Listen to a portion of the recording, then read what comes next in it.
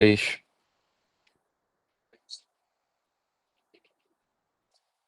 Oi, Aninha, quer que eu repita? Ah, claro. Então nós estamos retomando na aula de hoje Gálatas capítulo 3, verso 23.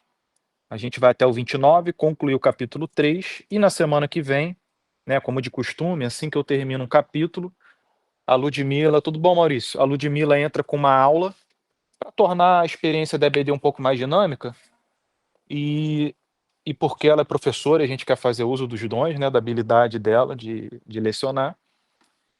E aí, logo em seguida, eu volto com o capítulo 4. Então, a gente finaliza hoje o 3. Ludmila, semana que vem, traz uma aula com um tema especial. E na outra semana, eu volto com o capítulo 4. Então, Gálatas 3, 23, eu vou fazer uma oração e a gente começa, pessoal. Pai Santo, muito obrigado, Senhor, por mais um domingo aqui juntos. Obrigado porque é um privilégio nos reunirmos em torno da Tua palavra, Senhor, especialmente para os irmãos e irmãs que não podem estar presentes, mas que através dessa ferramenta podem participar também.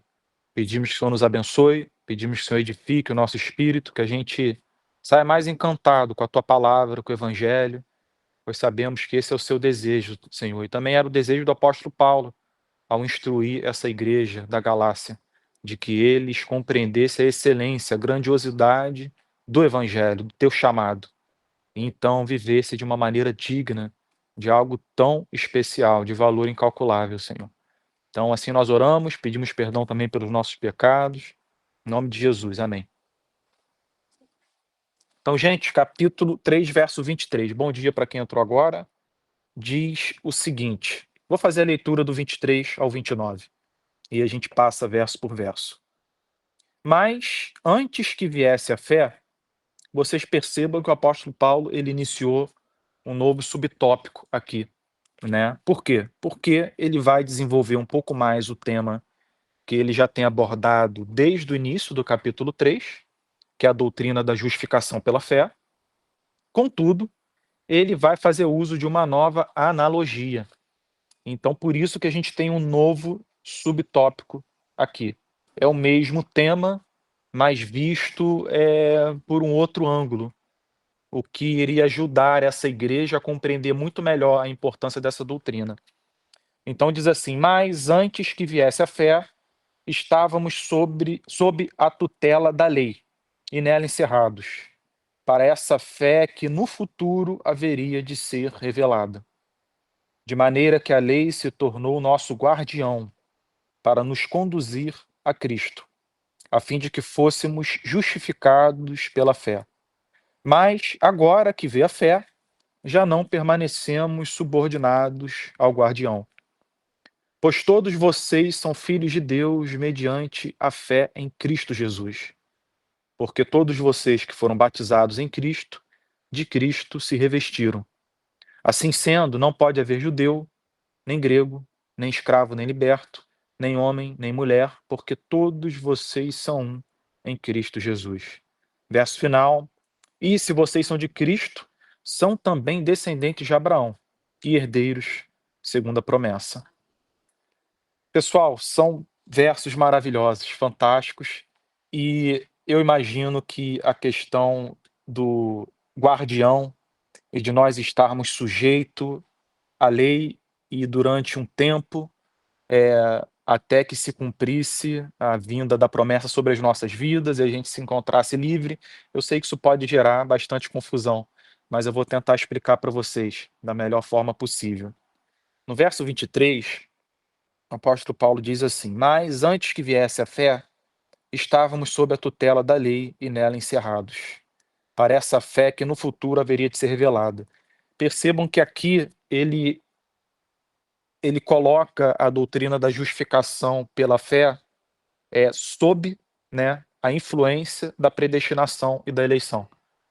Ou seja, não tem como abordar praticamente nenhuma doutrina bíblica sem que a gente mencione a predestinação e a eleição. Tudo está interligado.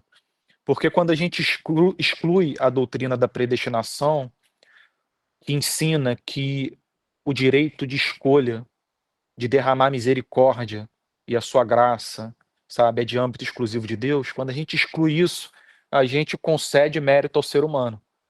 E a salvação passa a ser metade Deus, metade o homem, e muitos inclusive entendem que a salvação toda do ser humano, o que é muito problemático para a gente. Nós entendemos que a salvação é de âmbito exclusivo de Deus, e que quando ele decide não derramar sua graça sobre alguma pessoa, ele não está sendo injusto. Nós entendemos que ele está derramando a sua justiça e não injustiça.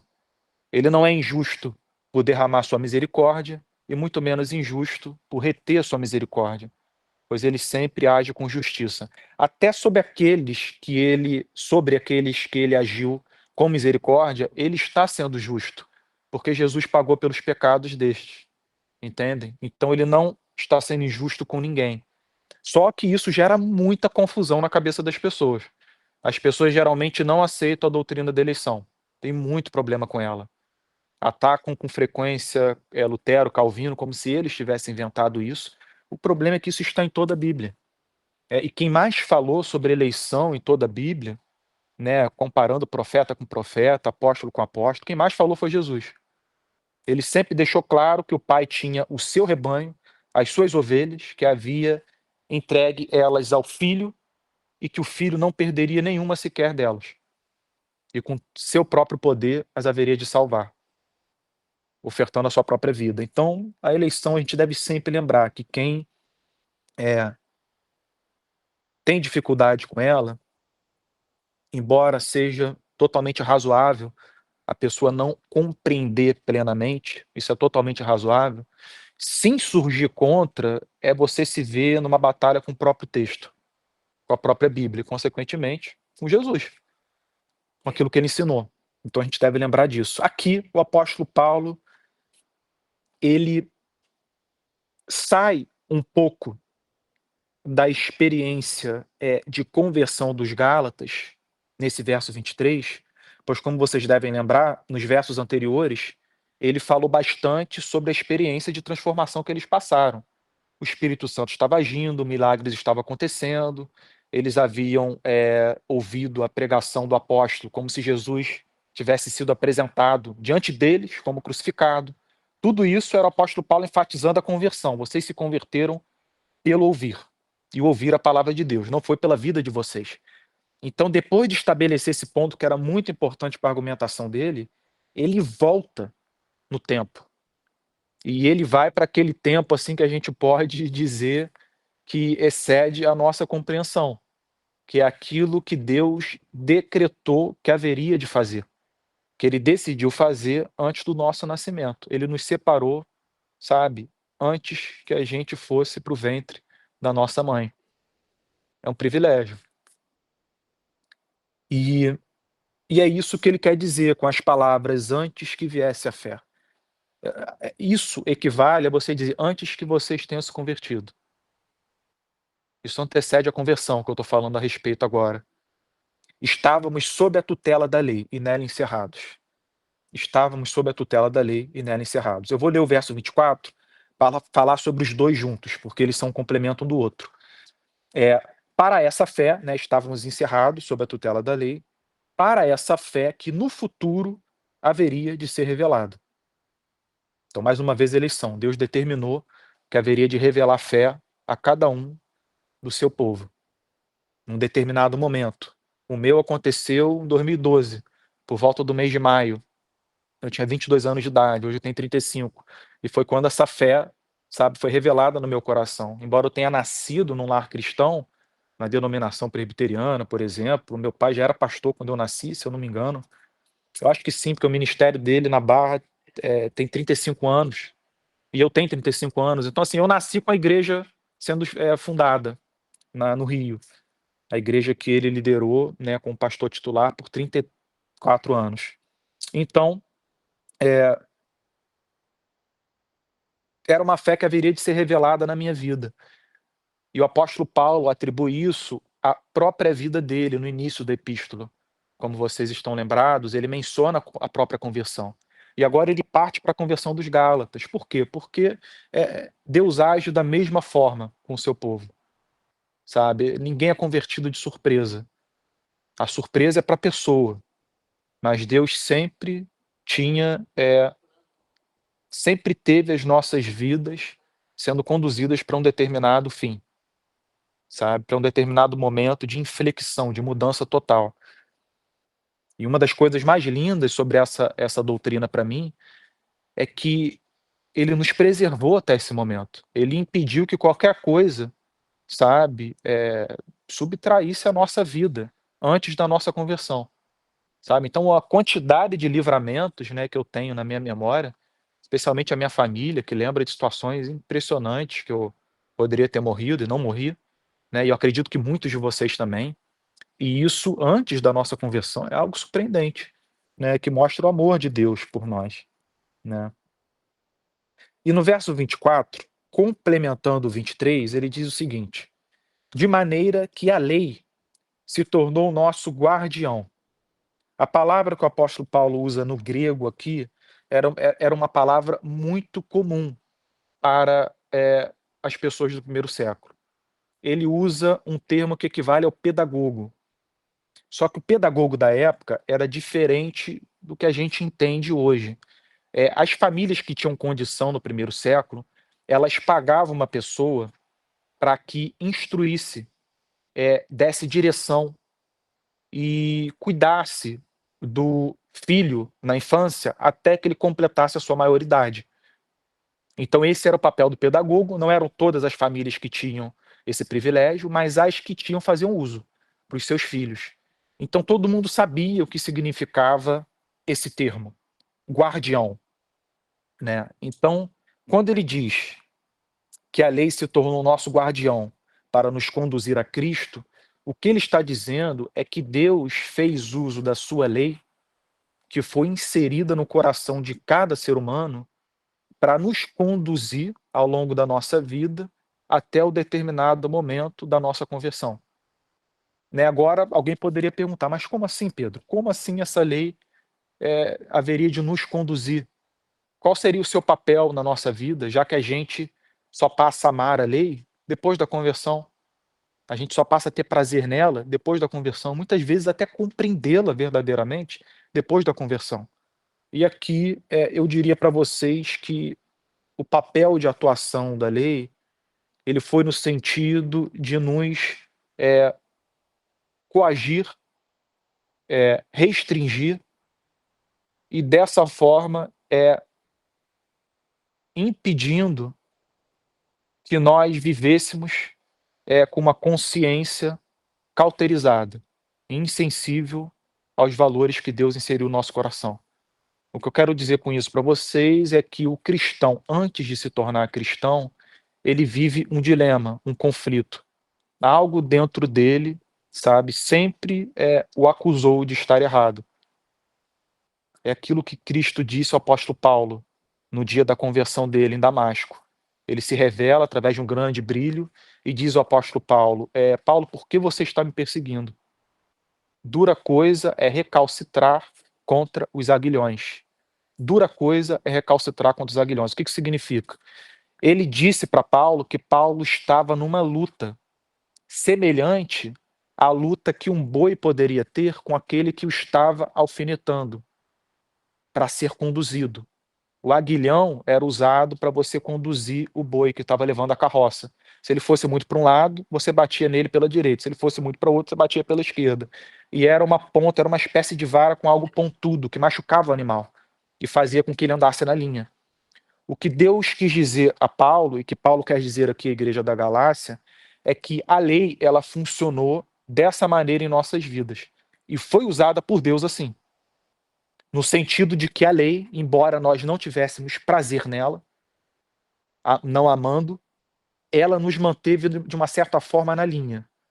Eu não estou dizendo que ela nos manteve num padrão moral elevado, mas o que eu quero dizer é que embora a pessoa possa ter pecado, indo longe numa vida, de impiedade, distante de Deus, ainda assim ela sempre viveu com a consciência de que alguma coisa estava muito errada. E isso ia de certa forma limitando a liberdade que ela dava aos seus próprios desejos, sabe. Ela no seu interior, ela nunca relativizou os valores de Deus. Ela sempre soube que eles eram verdadeiros. Só que ela nunca os amou. E a lei convenceu ela disso, até o ponto de levá-la ao arrependimento, a ver necessidade em Jesus e, através do arrependimento, alcançar a fé. O papel da lei é esse, né? Eu sempre digo a vocês que a lei nos convence do pecado, mostra a necessidade de Jesus. Então, quando isso acontece de uma maneira decisiva, a conversão ocorre. Só que esse processo de convencimento da lei, da gente ver necessidade em Jesus, muitas vezes leva anos na vida de uma pessoa. Tem gente que se converte na infância, é raro, mas acontece. Tem gente que se converte na adolescência, é muito comum, inclusive. E tem muita gente que se converte na juventude, que é mais comum ainda, né. Em geral, as conversões se dão na adolescência e na juventude, na Bíblia, o que mostra muito, inclusive, da misericórdia de Deus, de não desejar que os seus passem uma vida inteira distante dele, né. Embora haja conversões na vida adulta, em geral, elas ocorrem na juventude ou na adolescência. Isso é legal da gente, ter em mente. Oi, Ingrid. Mas a fé é colocada. Se ela é colocada? No guia, mas não todos. A lei, no caso. A lei, isso. A Ingrid perguntou, era só essa pergunta. A Ingrid perguntou se a lei ela seria colocada no coração de todos os seres humanos dessa maneira. E a resposta é que a lei ela é ela é a exposição e a descrição daquilo que Deus inseriu no coração de todo ser humano, porque todos foram criados à sua imagem e semelhança. Todos têm dentro de si é, a noção de que existem valores morais absolutos, coisas que são erradas. Quando o apóstolo Paulo vai falar sobre isso, ele diz na carta dele aos Romanos de que os gentios que não tinham lei, eles faziam é, uma lei sobre si quando eles consentiam com valores universais e davam evidências disso porque a consciência os acusava, sabe, do erro. E muitas vezes os defendia. O que que significa? É, o apóstolo Paulo ensina na carta aos Romanos de que a lei, por estar inserida em toda pessoa, ela atua de uma maneira muito significativa pela consciência. E a consciência de todo mundo vai alertar a pessoa quando ela erra. Sempre. Ninguém pode agir de uma maneira perversa sem ouvir a sua própria consciência condenando. Ninguém. Então, todos aqueles mandamentos e todos os demais mandamentos que a gente encontra na Bíblia, tudo que se resume à falta de amor, a você ofender, explorar, machucar, difamar, prejudicar alguém ou a si mesmo, sempre que você age assim, a sua consciência vai dizer: você errou, você errou.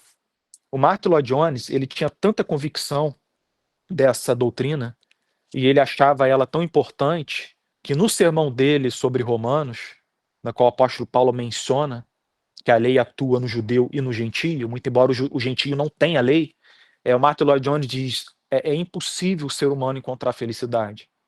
E ele dizia que o motivo era esse. Porque independente do que o ser humano faça, sempre que ele errar, a lei ou a consciência vai acusar. E ele nunca será feliz. A consciência ela precisa ser apaziguada. Ela precisa de um perdão que é concedido por Deus. E isso a tranquiliza. Então, por isso que o ser humano ele é incapaz de viver sossegado, em paz, porque dentro dele ele tem um monitor interno que é independente dele. Esse monitor não é amigo dele, esse monitor não é conivente com ele, esse monitor vai sempre o incomodar. E quanto mais uma pessoa errar e disser que não erra, que não liga para ninguém, que é independente, mais problemas internos ela tem, mais a consciência acusa. Por isso que essa coisa do coach aí, de positivista que a gente tem hoje em dia, é uma falácia, porque nós entendemos que é impossível você agir de uma maneira independente sem o amor que a lei demanda, de nós a Deus e ao próximo e viver feliz. Porque a única forma de obter felicidade é no relacionamento real com Deus, o amando, e por sua vez, amando aquele que ele criou. Assim a pessoa vai encontrar independência. Assim ela vai conseguir se livrar dos problemas, daquela coisa tóxica que todo mundo fala tanto hoje em dia. Mas sem isso, não tem a mínima chance. Tem a mínima chance. Então, de maneira que a lei se tornou nosso guardião para nos conduzir a Cristo. Dessa forma, nos convencendo do erro, do pecado, nos restringindo e nos levando ao arrependimento. Isso é nos conduzir a Jesus. Então, e ele conclui dizendo, a fim de que fôssemos justificados pela fé. Porque se a lei que nos condena nos conduziu para a consciência dessa condenação, né, a fé ela vem para nos livrar dela. Ela vem para nos justificar. Então essa é a grande diferença da lei e da fé. Uma diz que o nosso débito é de um valor incalculável, e a outra diz que o débito foi pago. Jesus pagou em nosso lugar. E isso aqui é o plano da redenção, gente. É claro que a gente poderia inserir uma série de outras coisas, mas de uma forma assim resumida, isso é o que haverá de acontecer com todos aqueles, né, que passem por uma conversão real. É esse processo, a lei agindo no coração da pessoa antes da conversão, então dando lugar à fé. E só para esclarecer, depois que a lei dá lugar à fé, não significa que a lei não tenha mais nenhum papel em nossas vidas. Mas agora a nossa relação com a lei não vai ser mais de obrigação, vai ser de ver prazer nela, ver quão bela ela é, de como é bom você seguir os mandamentos de Deus, de como eles são um alimento para sua alma, uma luz para o seu caminho, uma lâmpada para os seus pés. E é por isso que o Salmo 119, tão especial esse salmo, e o maior capítulo da Bíblia, Davi fala o tempo inteiro do seu prazer na lei do Senhor, e dizendo que ela era o seu maior prazer. Tem 3 salmos muito importantes no Saltério, e que há um consenso entre os estudiosos de que esses 3 salmos eles são um fio condutor de todos os 150 salmos. Porque da forma em que o Saltério foi configurado, você tem um pontapé inicial de um tema que vai ter vários desdobramentos. Depois esse tema ele ressurge de uma maneira muito parecida com o primeiro momento que ele apareceu, ou seja, você tem o Salmo primeiro, Davi falando do justo e do injusto, e de que o justo ama a lei do Senhor e que medita nela de dia e de noite. Depois você tem no Salmo 119 uma descrição da criação, da beleza da criação, e aí da beleza da lei, e do amor que o salmista tem pela lei. E lá mais para frente, no Salmo 119, você tem de novo esse tema central retornando, só que com muito mais ênfase, Davi repetindo várias vezes de como ele amava a lei. E os estudiosos dizem que o Salmo 1, 19 e 119 são o fio condutor do Saltério, o tema mais importante, o amor do povo de Deus pela sua lei. Então, depois vocês separem para ler, para vocês verem semelhanças. Salmo 1, 19 e 119.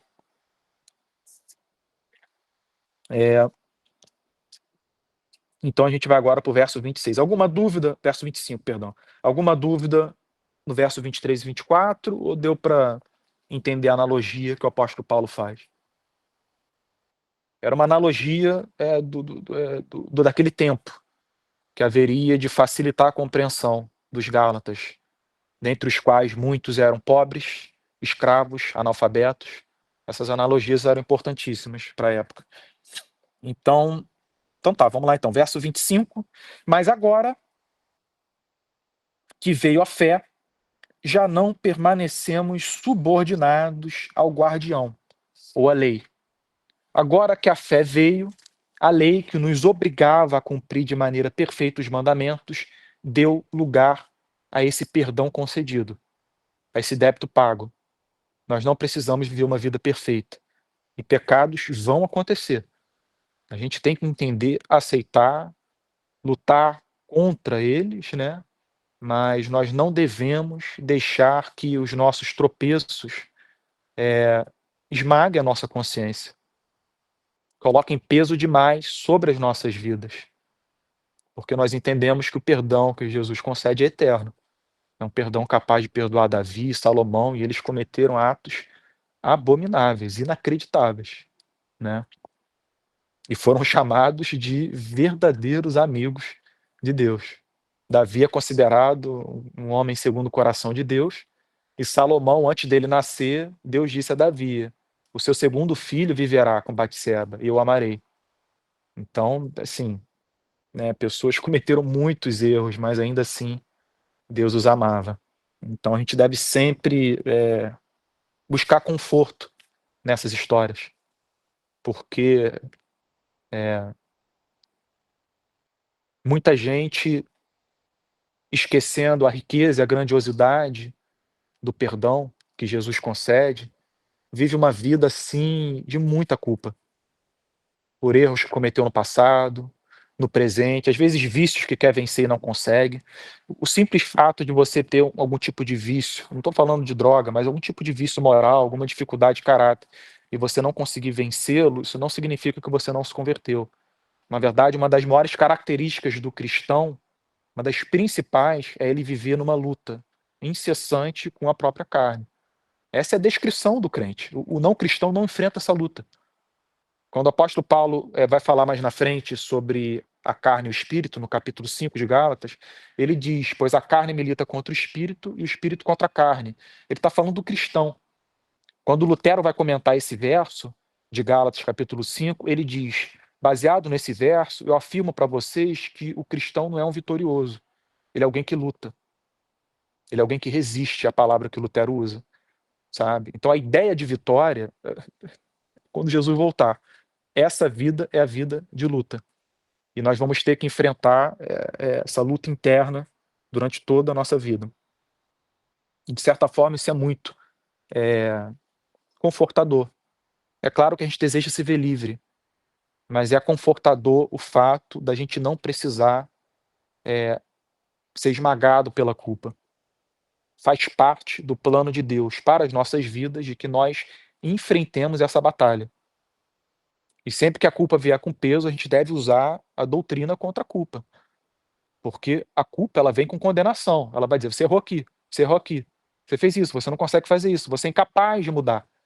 E a graça vem e diz: não, Jesus já fez tudo por você. E ele não demanda que você viva de maneira perfeita. A gente tem que sempre usar esses argumentos. Sempre. Senão a vida cristã pode ser muito feliz. Mas, agora que veio a fé, já não permanecemos subordinados ao guardião. Verso 26. Espero que eu consiga acabar a tempo, deixa eu ver. 10 horas? Caramba, vamos ver. Verso 26. Pois todos vocês são filhos de Deus mediante a fé em Cristo Jesus. Aqui ele sela qualquer problema, qualquer dúvida. O que ele está dizendo aqui é o seguinte: vocês passaram por essa experiência, vocês, Gálatas, e por isso vocês são filhos de Deus. Porque todos os filhos de Deus, Deus determinou que haveriam de passar por esse processo. Lei, graça, lei e fé. Todos. E é impressionante ele dizer que nós podemos ser filhos, ou seja, compartilharmos da natureza de Deus pela fé. Isso me lembra muito João, capítulo 1, em que João diz, logo no início do seu evangelho: mas a todos aqueles que creram, concedeu-lhes o poder de serem feitos filhos de Deus, chamados filhos de Deus. Então, percebam que a ideia de família, da gente fazer parte de uma família e não de outra, é uma separação total. Nós compartilhamos da natureza dos demais seres humanos, é a raça humana. Mas nós possuímos uma natureza que outras pessoas não possuem. Essa é a natureza do próprio Deus, porque Jesus se uniu a nós. Essa é a centralidade da graça, do Evangelho. Jesus não simplesmente morreu pelos nossos pecados, mas se uniu a nós, de uma maneira inseparável. E é importante a gente lembrar disso, porque essa união é justamente a natureza dele ter sido unida à nossa, assim como a sua natureza divina se uniu à humana. O que aconteceu com ele acontece conosco. Contudo, não de uma maneira total agora, né? Promessas ainda haverão de se cumprir sobre a vida do povo de Deus. E a principal delas é essa natureza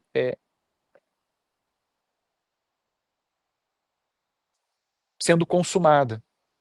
A gente finalmente recebendo a natureza de Deus de uma maneira total e completa, de uma forma que a gente vai ser separado da carne e do sangue, dessa natureza humana caída.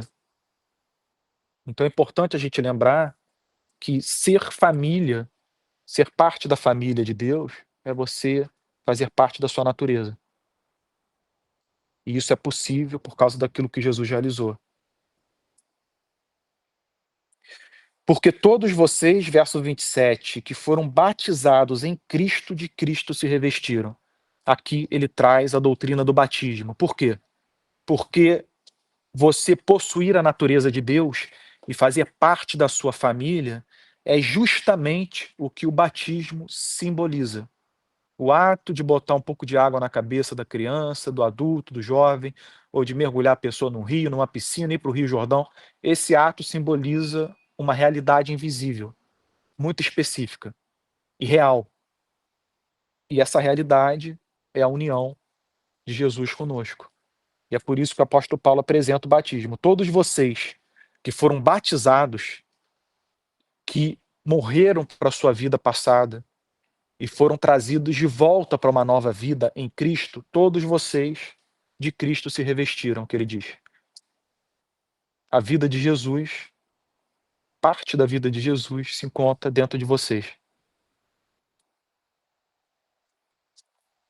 Eu acho impressionante, inclusive, fazendo uma digressão aqui, das pessoas não pregarem muito sobre essas coisas, sabe? Em geral, quando você vai ouvir alguém falando sobre Cristo, que é raro hoje em dia, inclusive, as pessoas se limitam muito a, a definir a salvação, a redenção, como mero perdão de pecados. É muito comum, inclusive, mas vai muito além disso.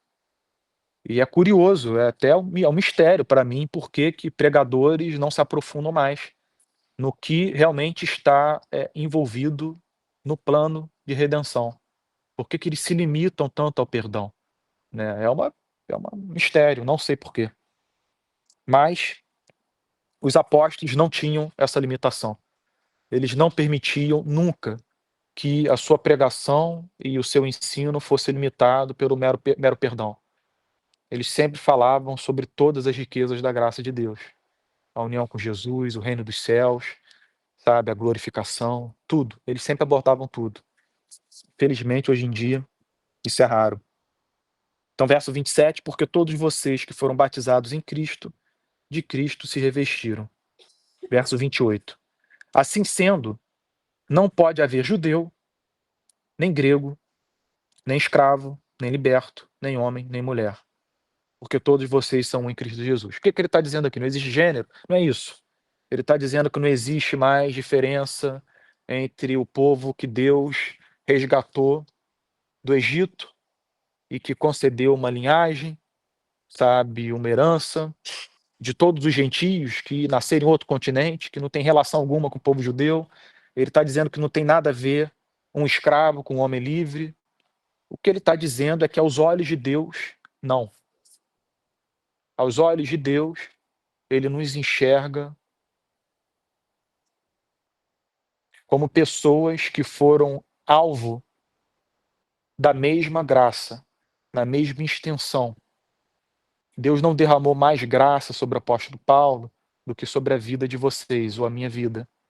É claro que a conversão dele foi muito diferente, Deus o usou de maneira diferente, mas a excelência dessa graça e a sua extensão é a mesma sobre todos. O amor de Deus sobre o seu povo é o mesmo. É porque possui a mesma natureza. Ele não difere em grau. Isso é importante a gente lembrar, porque esse é o sentido. Quando a gente compreende isso, a gente pode finalmente lidar com as pessoas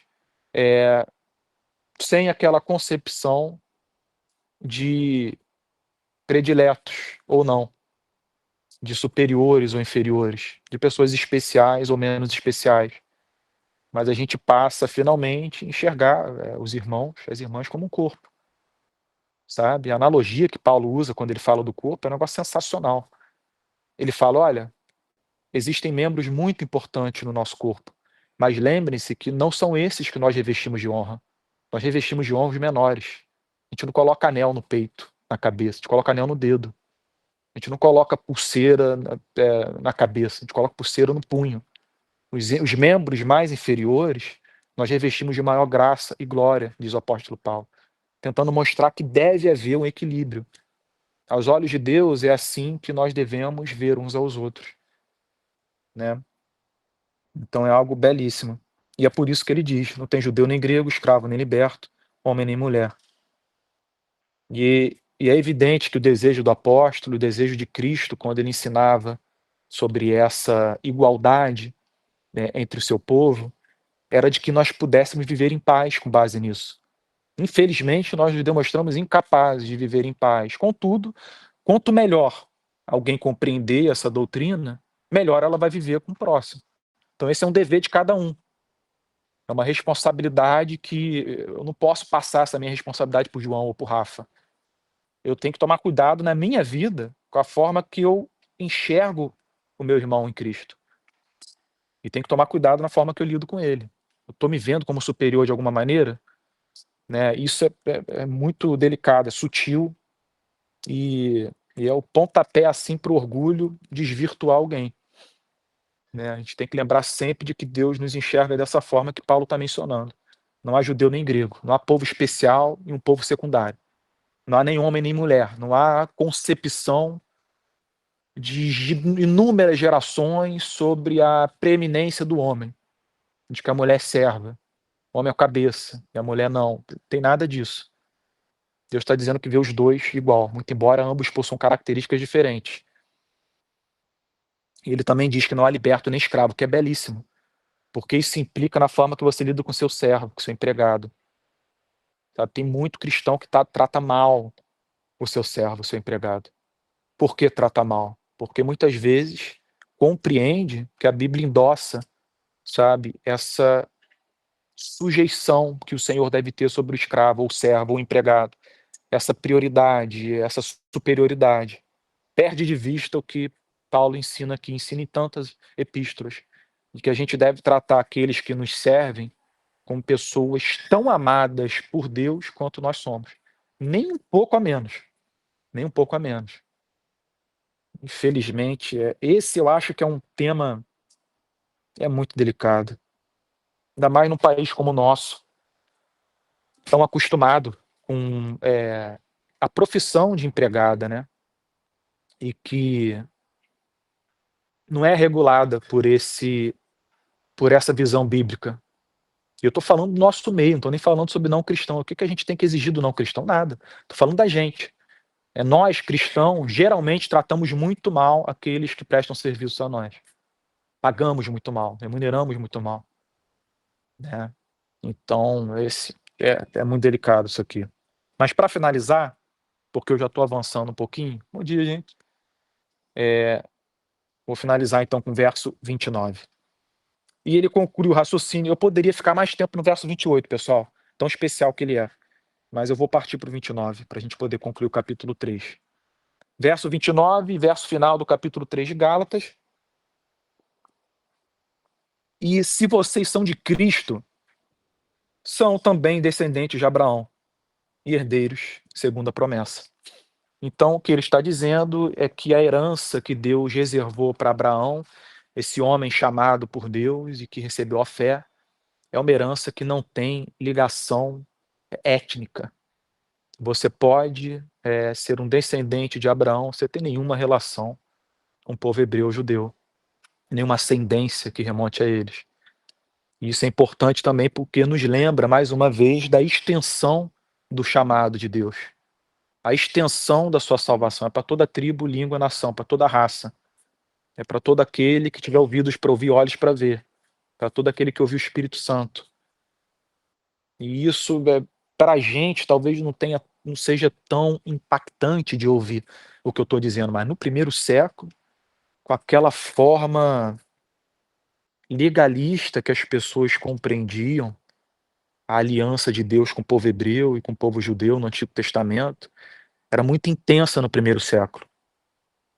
E era, muitas vezes, servia muitas vezes de um pretexto para muita indiferença, rivalidade, maus tratos, né? Especialmente dos judeus para com os gentios. Então o apóstolo Paulo teve que insistir muito nesse ponto. Em todos os lugares que ele foi, todas as cidades, todas as sinagogas em que ele pregou, ele teve que insistir muito de que Deus viu o ser humano de uma maneira imparcial, porque era necessário que o judeu fosse convencido desse pecado que ele possuía, de se achar especial demais. Né? Passando para o nosso tempo, para a nossa geração, como isso pode ser aplicado em nossa vida? Em geral, é aquela pessoa que está na igreja há muitos anos e que vê alguém se aproximando subitamente, e aí, né, na cabeça faz aquele cálculo, aquela equação: poxa, acabou de chegar, está sendo tratado com tanto amor, já está liderando o ministério, eu estou aqui há 20 anos.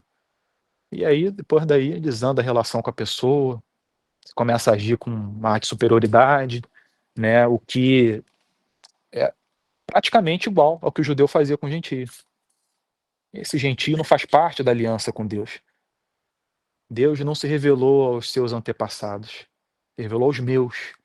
Ele não merece essa lei, ele não merece a fé. Então, enfim, dava para abordar mais esse tema, mas eu vou parar por aqui. E, e é isso, pessoal. Agradeço a todos que puderam comparecer aqui presencialmente, vocês de casa, tem bastante gente acompanhando aqui de casa. Espero que tenha sido edificante. Né? É um capítulo maravilhoso, esse capítulo 3. E a gente ainda tem o 4, 5 e 6 para ver juntos. Então, semana que vem, como eu encerrei o capítulo 3, semana que vem a nossa irmã Ludmila, que está assistindo aqui da sala virtual, vai trazer uma matéria, um tema diferente, especial, só para tornar a EBD mais dinâmica. E na semana seguinte, eu volto com o capítulo 4, como de costume. Tá? Só para todos saberem. Então, é isso, pessoal. Vou aqui terminar para a gente poder tomar um café e entrar para o culto. Fica aqui um abraço para cada um de vocês. Obrigado pela participação. E qualquer dúvida, anota aí que depois eu tiro com vocês amanhã na reunião de noite. Tá bem? Tá? Um abraço apertado em todos. A reunião ficará gravada. A Ana vai oferecer o link logo mais da nossa EBD. Tá? Um Bom abraço. dia, tchau, Pedro. Bom dia. Marilza, depois da notícia do Delci. Tá, obrigada. Tchau, bebê. Tchau, bebê. Amém, bom culto.